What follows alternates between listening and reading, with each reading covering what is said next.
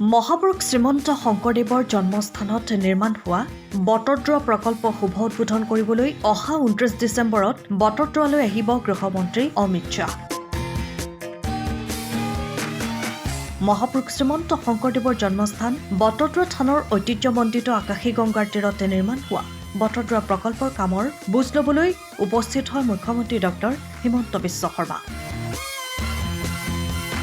উল্লেখ্য যে ২৯ ডিচেম্বৰত বটদ্ৰৱাত উপস্থিত হৈ মাংগলিক অনুষ্ঠানৰ মাজেৰে নাম কীৰ্তন গায়ন বায়নৰ অনুষ্ঠানৰ মাজেৰে ৰাইজৰ বাবে মুকলি কৰিব গৃহমন্ত্ৰী অমিত শ্বাহে। ২০০০ গায়ন বায়ন আৰু আয়তীৰ নাম কীৰ্তনেৰে অমিত শ্বাহক আদৰণি জনোৱা হ'ব।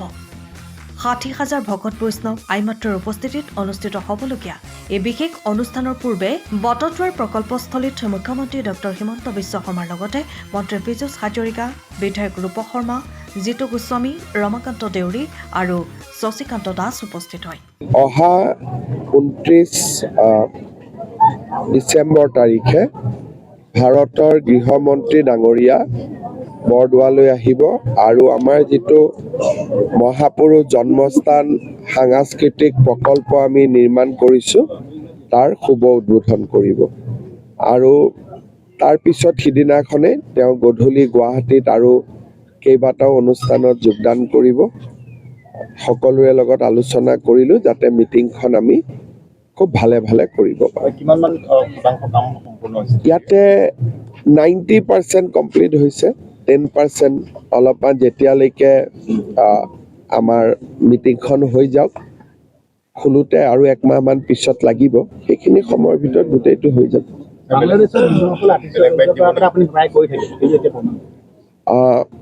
আমি সকলোৱে দেখা পাইছোঁ যে বাংলাদেশত হিন্দুসকলৰ ওপৰত অত্যাচাৰ, জীৱনতে অগ্নিত নিক্ষেপ আৰু বাৰে বাৰে বাংলাদেশে উত্তৰ পূৰ্বাঞ্চলক নিজৰ অধীনলৈ লৈ যোৱাৰ বাবে তেওঁলোকৰ নেতাসকলে বা নতুন যিসকলে বৰ্তমান শাসনত আছে তেওঁলোকে বাৰে বাৰে উল্লেখ কৰি আছে।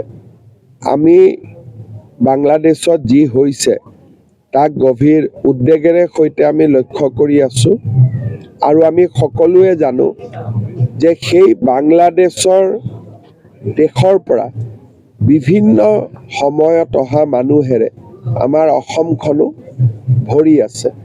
গতিকে আমি এই গোটেই বিষয়টোৰ ওপৰত চোকা দৃষ্টি আমি ৰাখিব লাগিব আৰু মই ভাবোঁ যে আমি অলপ সচেতন হৈও থাকিব লাগিব।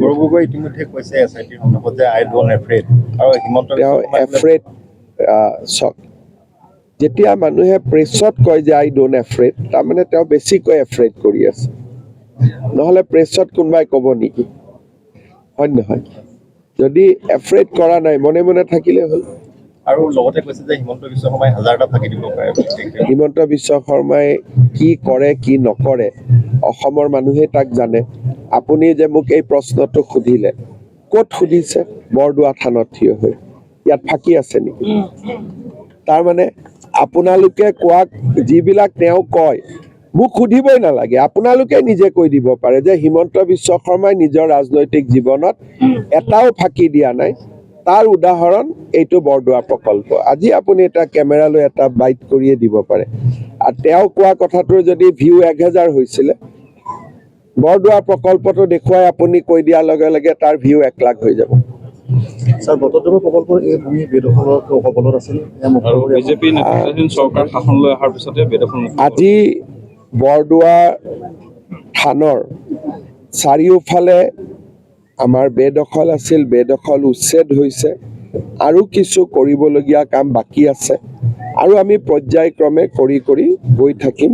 আমাৰ এটা লক্ষ্য আছে যে আমি যিমান মাটি অবৈধভাৱে দখল আছে আমি সেইখিনি উচ্ছেদ কৰিম আৰু চৰতো যিমান অবৈধ মাটিত দখল আছে, এনেকুৱা নহয় যে অকল গাঁৱৰ মাটি আমি উচ্ছেদ কৰিম। এটা সময়ত চৰতো যি অবৈধ বেদখল আছে তাতো আমি উচ্ছেদ কৰিম। ৰামপুৰ সত্ৰ মহাপুৰুষ শ্ৰীমন্ত শংকৰদেৱৰ অহাশালী আছিল। মই যিমান দূৰ পাৰোঁ কৰি আছোঁ আৰু আপোনালোকৰ বিশেষ যদি কিবা অনুৰোধ থাকে যে ইয়াতো কৰিব লাগে, ডিচিক ক'লে হ'ল, ডিচিয়ে কৰি ল'ব। সময়ৰ খবৰ সময়ত পাবলৈ ফ'ল' কৰক টাইমৰ পাছত।